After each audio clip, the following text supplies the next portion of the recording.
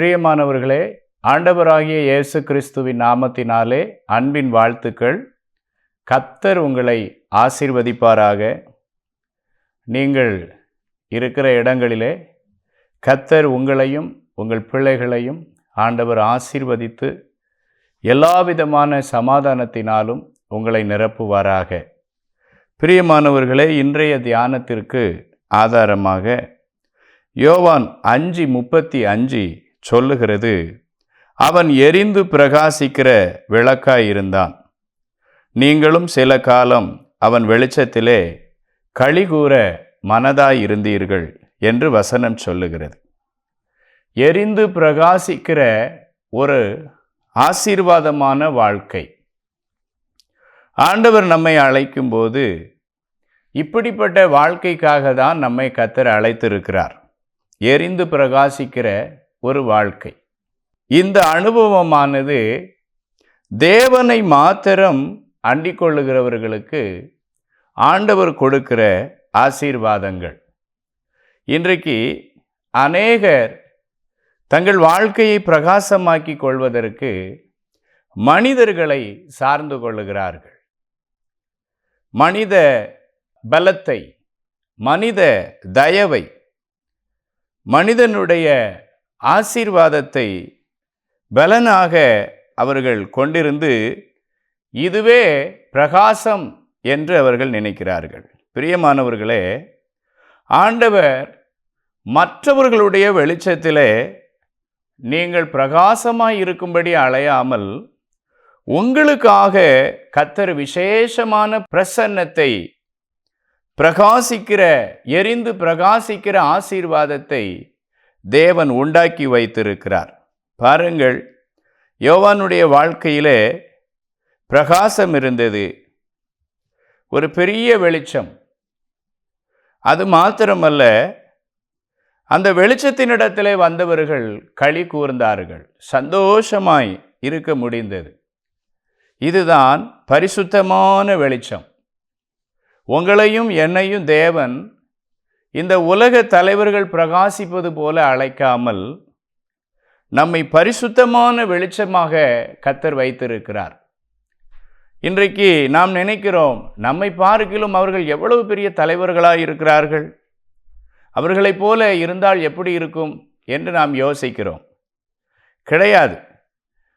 அந்த வெளிச்சத்தினிடத்திலே நீங்கள் நெருங்கும்போது சகல கள்ளங்கபடு, சகல கொலைகள், சகல விதமான பாவ காரியங்கள், இச்சைகளுக்கு நீங்கள் உடன்பட வேண்டியதாக இருக்கும். ஆனால் தேவன் நமக்கு கொடுத்த வெளிச்சம் இருக்கு பாருங்க, அந்த வெளிச்சத்தினிடத்திற்கு ஒரு மனுஷன் வருவானானால் அங்கே அவனுக்கு களிகூறுதல் உண்டாயிருக்கும். ஆகவே தான் தேவ பிள்ளைகள் என்ன செய்ய வேண்டும்?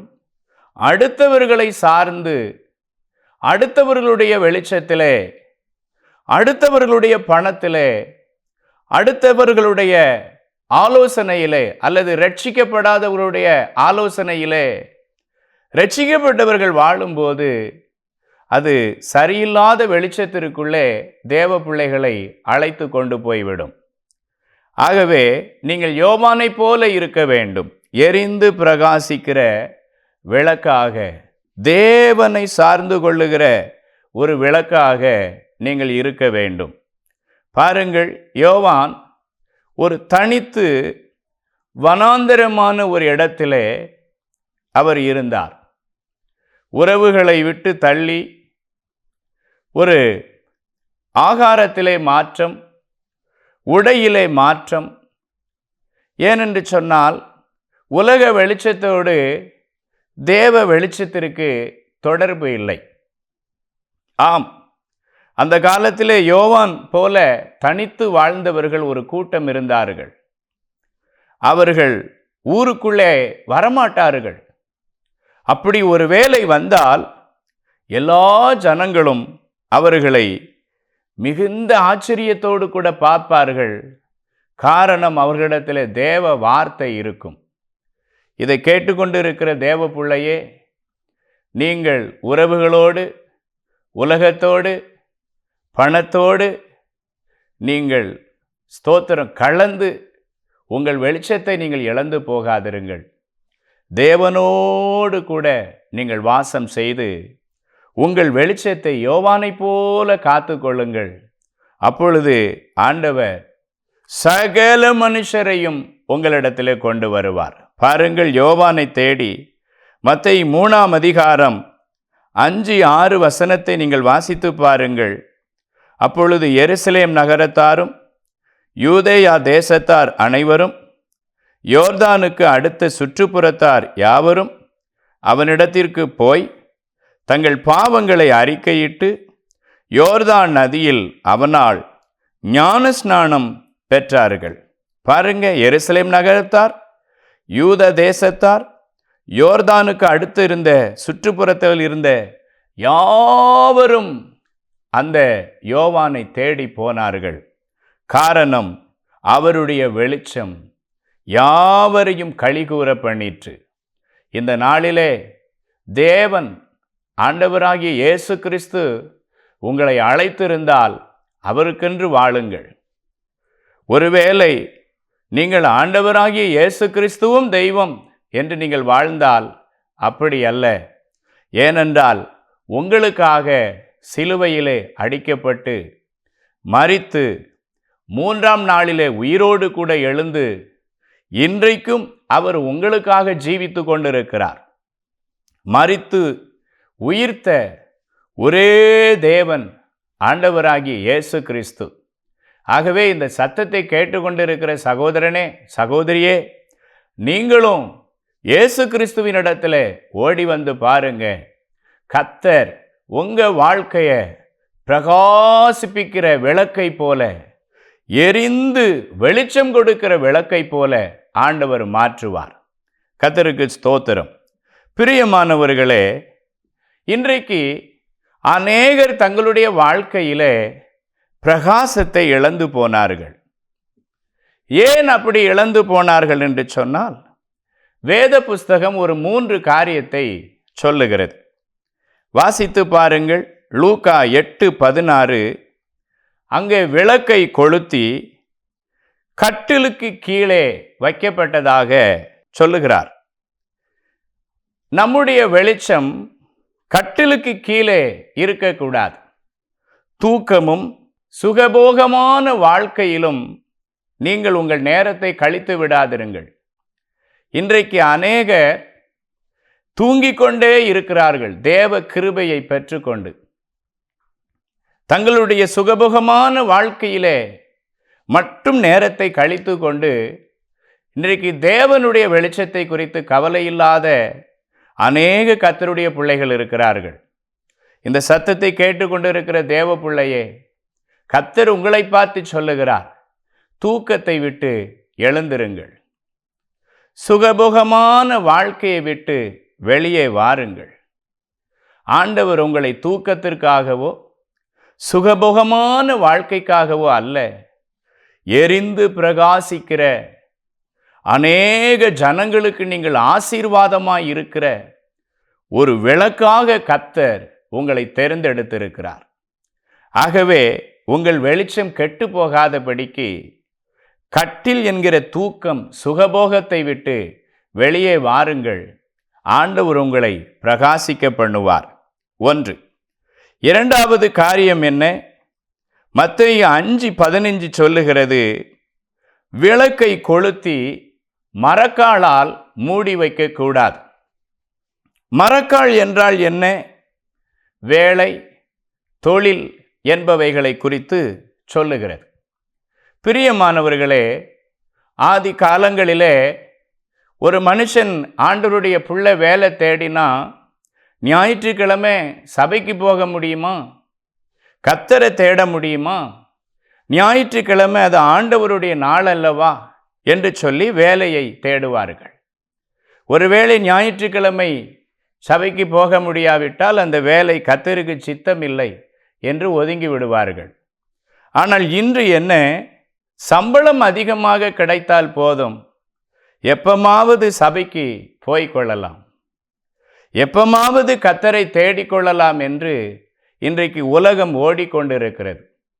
பிரியமானவர்களே, உங்கள் பிஸ்னஸை காரணம் காட்டி, உங்கள் தொழிலை, வேலையை காரணம் காட்டி கர்த்தரை தேடுவதை விட்டுவிடாதிருங்கள். உங்களுடைய சரீரத்தில் பலன் இருக்கிற வரைக்கும் நீங்கள் தொழிலுக்காக, வேலைக்காக ஓடுவீர்கள். ஒரு நாள் நீங்கள் வேலை செய்கிற இடத்திலே உங்களுக்கு வயசாகிவிட்டது, ரிட்டையர்மெண்ட் வாங்கிக் கொள்ளுங்கள் என்று சொல்லும்போது இறுதியாக நீங்கள் ஆலயத்தில் வந்து தேவ உதவியை கேட்க முடியுமா? ஆகவே தான் சொல்லுகிறேன், பலம் இருக்கிற இந்த காலகட்டத்தில் தேவனுக்கு இடம் கொடுத்து பாருங்கள். மரக்காலுகளுக்குள்ளே உங்களுடைய விளக்கை மூடி வைக்காதிருங்கள். இப்பவே தேவனுக்கு உண்மையாயிருங்க. வேலை மத்தியிலும், தொழில்கள் மத்தியிலும் கர்த்தரை தேட பிரயாசப்படுங்கள். அப்பொழுது முதிர் வயதிலும் கர்த்தர் உங்களை கைவிடாதிருப்பார். 2. மூன்றாவது காரியம் என்ன? வேதம் சொல்லுகிறது, ஸ்தோத்திரம், லூக்கா 8ஆம் அதிகாரம் 16வது வசனம், பாத்திரத்தினால் விளக்கை மூடி வைக்கக்கூடாது. பாருங்கள், பாத்திரம் என்றால் என்ன? போஜன பதார்த்தம், போஜன பிரியம் என்று நாம் பார்க்கிறோம். இன்றைக்கு அநேகர் போஜனத்திற்கு அடிமையாகி விட்டார்கள். வேதம் சொல்லுகிறது, போஜன பிரியனும் குடிகாரனும் ஒன்று. இன்றைக்கு ருசியான போஜனம், இன்றைக்கு அநேகருடைய வீட்டிலே போஜனம் தயாரிப்பதே இல்லை. ஞாயிற்றுக்கிழமை, சனிக்கிழமை ஆகிவிட்டால் குடும்பத்தோடு கூட சென்று ஒரு பெரிய ஹோட்டலிலே சாப்பிடும்போது தான் அவருடைய ஞாயிற்றுக்கிழமை கடந்து போகிறது. அது அவர்களுடைய வாழ்க்கையிலே பெரிய சந்தோஷம். இந்த சத்தத்தை கேட்டுக்கொண்டிருக்கிற தேவ பிள்ளையே, ஆகாரத்தின் நிமித்தமாக தேவனை நீங்கள் வருத்தப்படுத்தாதிருங்கள். ஆதி சபையிலே போஜனத்தின் நிமித்தம் அங்கே பிரச்சனை உண்டாயிற்று. அது மாத்திரமல்ல, ஏசா போஜனத்தின் நிமித்தமே தன் சேஷ்ட புத்திர பாகத்தை விற்று போட்டான். ஆகவே இன்றைக்கு போஜனத்திற்காக தேவனை விட்டு விலகுவதும், தேவனுடைய கிருபையை இழந்து போவதும் இன்றைக்கு ஜனங்களுக்குள்ளே பெருகி கொண்டு வருகிறது. முன்னே திருச்சபையிலே அருமையான கர்த்தருடைய பிள்ளைகள் ஆராதனைக்கு வந்து பிற்பாடு வீட்டில் போய் சாப்பிட்டு விட்டு சபைக்கு வந்து சுவிசேஷ ஊழியத்திற்கு கடந்து போகிற ஒரு நாட்கள் இருந்தது. ஆனால் இன்று எப்பொழுது ஆராதனை முடியும், குறைவான நேரம் வைத்தால் என்ன என்று சொல்லி பேசுகிறதை கேள்விப்படுகிறோம். போன உடனே ஆவலோடு கூட உணவை அறிந்துவிட்டு நன்றாக தூங்கி திரும்ப எழுந்து எங்கேயாவது பார்க், பீச் என்று சுற்றுவதற்காக இன்றைக்கு தேவனுடைய மக்கள் கடந்து போவதை பார்க்கிறோம். பாருங்கள், ஒரு காலத்திலே ஞாயிற்றுக்கிழமையை தேவனுக்காக பயன்படுத்தியவர்கள் இன்று ராஜாக்களைப் போல வீடு, வாசல்கள், நல்ல ஆசீர்வாதங்களோடு கூட இருக்கிறார்கள். ஆனால் இப்பொழுது உள்ள தலைமுறையோ தேவனை விட்டு போஜன பதார்த்தங்களை பின்பற்றி, சுகபோகங்களை பின்பற்றி தேவனை விட்டு தங்களுடைய பிரகாசத்தை இழந்து போனார்கள்.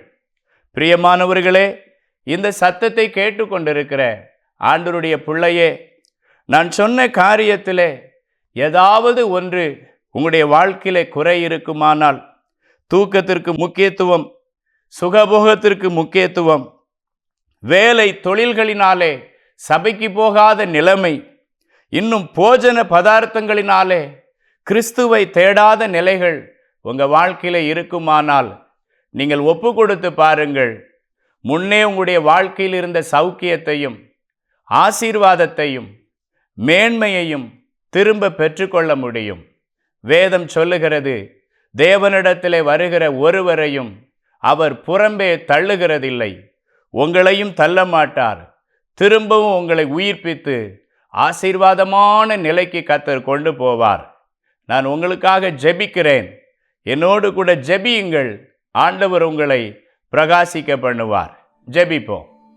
பரலோகத்தில் இருக்கிற எங்கள் அன்பு தகப்பனே, யோவான் 5:35 படி யோவான் ஸ்நானகன் எரிந்து பிரகாசித்தது போல இந்த வார்த்தையை கேட்கிற உம்முடைய பிள்ளைகள் எரிந்து பிரகாசிக்கத்தக்க திரும்பவுமாக அவர்களை உயிர்ப்பியும்.